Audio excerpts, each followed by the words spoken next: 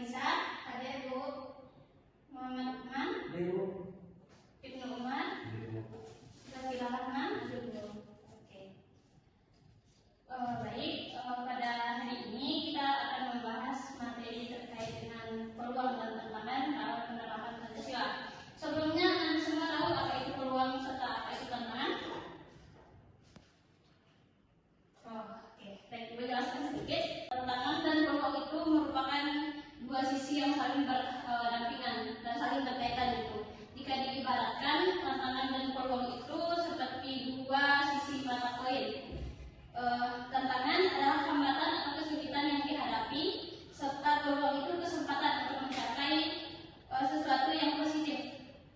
Pada hari ini kita akan mencoba membahas tantangan dan peluang pengimplementasian nilai-nilai Pancasila dalam kehidupan sehari-hari terkait yang sesuai dengan media sosial atau perkembangan teknologi informasi yang beredar saat ini. Nah, upaya untuk meningkatkan penerapan Pancasila dalam kehidupan sehari-hari itu merupakan suatu hal yang paling menantang dalam materi Pancasila. Hal ini terutama di era revolusi industri 4.0 sekarang ini, kita dihadapkan dengan teknologi informasi yang begitu cepat dan canggih. Nah, tentu saja peluang dan tantangan dalam penerapan nilai-nilai Pancasila pada 30 tahun yang lalu itu berbeda dengan hari ini. Nah, ini disebabkan karena perubahan zaman dan perubahan alam. Serta teknologi informasi ini menjadikan dunia itu seolah tak berjarak. Kita bisa berkomunikasi dan berinteraksi dengan siapapun dan dimanapun dan dari manapun. Nah, selain itu kita juga bisa melihat fenomena-fenomena apa saja yang terjadi di negara lain itu berkait dengan teknologi informasi tadi. Namun, teknologi informasi ini tentu akan memberikan peluang dan tantangan dalam penerapan Pancasila. Kalian tahu nggak apa sih tantangan yang mungkin dihadapi dalam penerapan Pancasila dalam media sosial?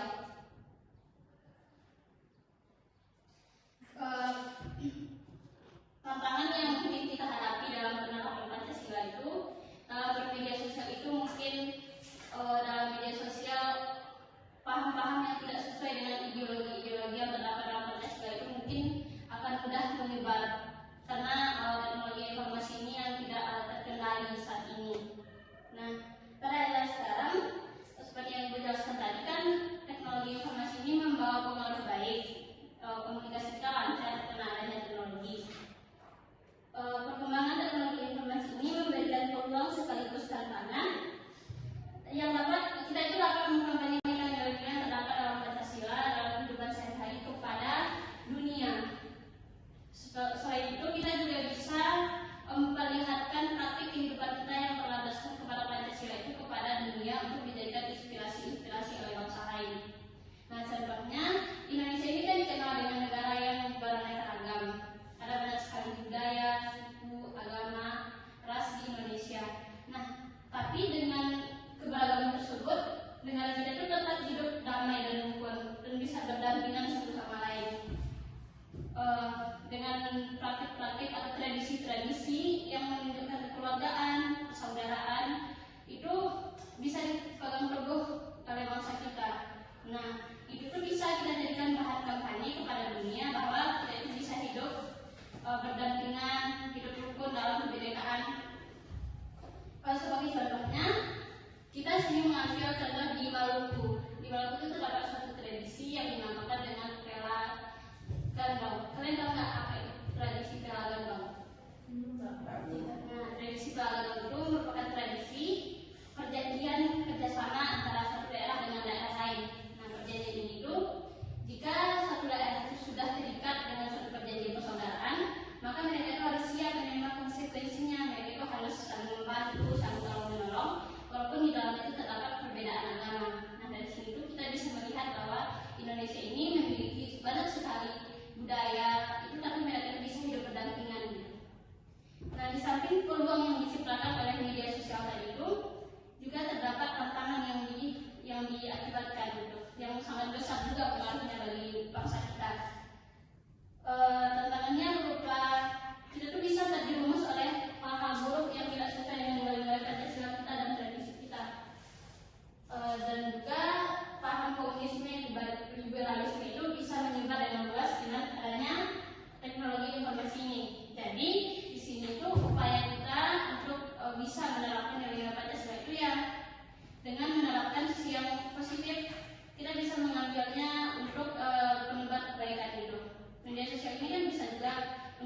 menebar keburukan, menghancurkan bangsa. Jadi kita ambilnya sesi untuk yang positifnya saja, untuk menebar kebaikan dan mengkampanyekan nilai-nilai terapkan Pancasila. Nah, terus sekarang Ibu akan membagi kalian dalam beberapa kelompok. Nanti Ibu akan menyuruh kalian untuk mencari sebuah kasus yang berhubungan dengan tantangan penerapan nilai-nilai Pancasila dalam media sosial. Sebelumnya Ibu bagi dulu Nisa dan Lukman kelompok pertama, yang kedua yang Kira sama Ibnu. Nah, di sini Ibu meminta kalian untuk mencari sebuah kasus yang berhubungan dengan tantangan dan penerapan nilai-nilai Pancasila itu dalam media sosial. Nah, kasusnya itu bisa nanti dipublikasikan melalui media cetak ataupun apapun. Nanti kalian akan Ibu berikan 4 pertanyaan. Kalian di sini mencari isi dari berita atau isi masalah. Yang kedua, siapa tokoh atau siapa yang terlibat dalam berita tersebut. Yang ketiga, alasan terjadinya masalah. Dan yang keempat yang terpenting sesuai dengan materi kita kali ini, yakni bentuk pelanggaran terhadap Pancasila.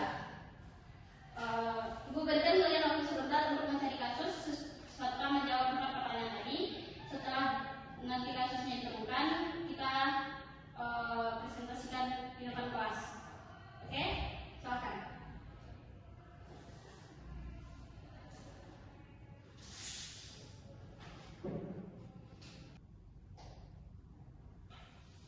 Baik, Ibu rasa sudah cukup waktunya. Kalian di sini cukup menjawab 4 pertanyaan yang Ibu berikan tadi dulu. Nanti kita berikan kesimpulan dari masing-masing kelompok terkait kedua masalah yang kalian ambil. Nah, kelompok pertama, coba dibacakan apa kasus yang kalian temukan di sini. Coba berdiri, perkenalkan nama dan anggota kelompoknya.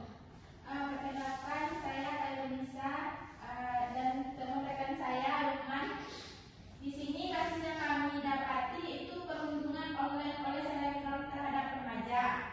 Yang pertama, isi berita atau masalah. Pada Februari 2023, selebgram Rahel Feni mengunggah video di Instagram yang berisi perundungan terhadap seorang remaja yang bernama Auri. Video tersebut menuai kecaman dari publik karena dianggap tidak sensitif dan melukai perasaan Audi. Yang kedua itu toko dalam berita yaitu Rahel Feni, selebgram, Audi, remaja korban perundungan. Yang ketiga yaitu alasan terjadinya masalah. Budaya pamer kekayaan dan status sosial di media sosial yang memicu sikap argon dan merendahkan orang lain. Kurangnya edukasi tentang dampak perundungan online dan pentingnya saling menghormati antar individu. Lemahnya kontrol playground media sosial dalam mengawasi konten yang diunggah penggunaannya. Yang keempat, pelanggaran Pancasila. Yang mana pelanggaran Pancasila itu sila kedua, melakukan perundungan yang melanggar hak asasi manusia dan merendahkan terhadap orang lain. Yang kedua, sila ketiga, mengganggu persatuan dan kesatuan bangsa dengan menciptakan perselisihan kebencian antar individu. Sekian masalah yang dapat saya temukan. Saya kembalikan kepada Ibu. Oke, untuk kelompok kedua, coba dibacakan masalah yang ditemukan. Baik, ini menyampaikan isi diskusi tadi itu isi berita masalah. Sebenarnya perkenalan dulu, nama saya Umar. Isi berita yang kami dapatkan adalah pada Juli 2022 akun Twitter dengan Muslim Cyber 1 mengunggah cuitan berisi provokasi dan ujaran kebencian terhadap suku Batak. Cuitan tersebut memicu kemarahan masyarakat Batak dan berujung pada laporan akun tersebut ke pihak yang berwenang. Tokoh dan berita yaitu akun Twitter dengan Muslim Cyber 1 masyarakat Batak. Alasan terjadinya masalah kurangnya literasi digital masyarakat dalam menyaring informasi di media sosial, mudahnya penyebaran konten provokatif dan ujaran kebencian di platform media sosial, lalu lemahnya penegakan hukum terhadap pelanggaran UU IT terkait SARA. Pancasila, Pancasila pertama, menghina dan merendahkan agama dan kepercayaan orang lain. Pancasila kedua, melakukan perundungan dan ujaran kebencian yang berpotensi menjadi syarat. Pancasila ketiga, mengganggu persatuan dan kesatuan bangsa dengan menyebarkan konten provokatif. Baik, setelah Ibu melihat kalian cukup baik dalam menampilkan masalah yang Ibu suruh tadi. Sekarang kalian diminta untuk memberikan kesimpulan terkait dengan kedua masalah tadi, kedua kasus yang kalian temukan tadi. Ibu persilahkan kepada Afira dulu untuk menyampaikan kesimpulan dari kelompoknya. Oke, baik. Perkenalkan, nama saya Zafira. Nah, di sini saya akan menyimpulkan kasus kelompok kami, yaitu kedua kasus di atas menunjukkan bahwa media sosial dapat menjadi ruang yang subur bagi penyebaran konten negatif yang bertentangan dengan nilai-nilai Pancasila. Tantangan utama dalam mengimplementasikan Pancasila di era digital adalah meningkatkan literasi digital masyarakat, memperkuat penegakan hukum, dan mendorong platform media sosial untuk lebih bertanggung jawab dalam mengelola konten. Oke. Dari kelompok pertama, mana? Kesimpulan dari kedua kasusnya mana? Kita Bu, kesimpulan kedua kasus dapat itu selain itu penting untuk meningkatkan edukasi tentang nilai Pancasila sejak dini serta mendorong budaya saling mengerti dan toleransi di tengah keragaman bangsa Indonesia. Jadi dari kasus tersebut bisa kita lihat bahwa seperti yang kita jelaskan tadi, media sosial ini dalam penerapan nilai-nilai Pancasila itu sangat berpengaruh. Jadi kita harus memilah dan memilih untuk menerapkan dari segi yang mana. Baik, menurut kesimpulan materi pembelajaran kita hari ini, yaitu kita harus bijak dalam menggunakan media sosial, terutama dalam menerapkan nilai-nilai Pancasila karena Pancasila itu kita harus menerapkan nilai Pancasila karena ini berhubungan dengan bangsa dan negara kita. Tadi tantangan yang dihadapi berupa ideologi-ideologi yang bertentangan dengan Pancasila itu bisa bertebaran dan menyebar luas dalam negara kita karena teknologi informasi. Terus peluangnya dengan adanya itu kita bisa mengkampanyekan dengan nilai yang terdapat dalam Pancasila versi akhir dunia dan tradisi-tradisi serta kepribadian bangsa Indonesia melalui Pancasila itu bisa dipublikasikan kepada dunia. Baik, terima kasih partisipasinya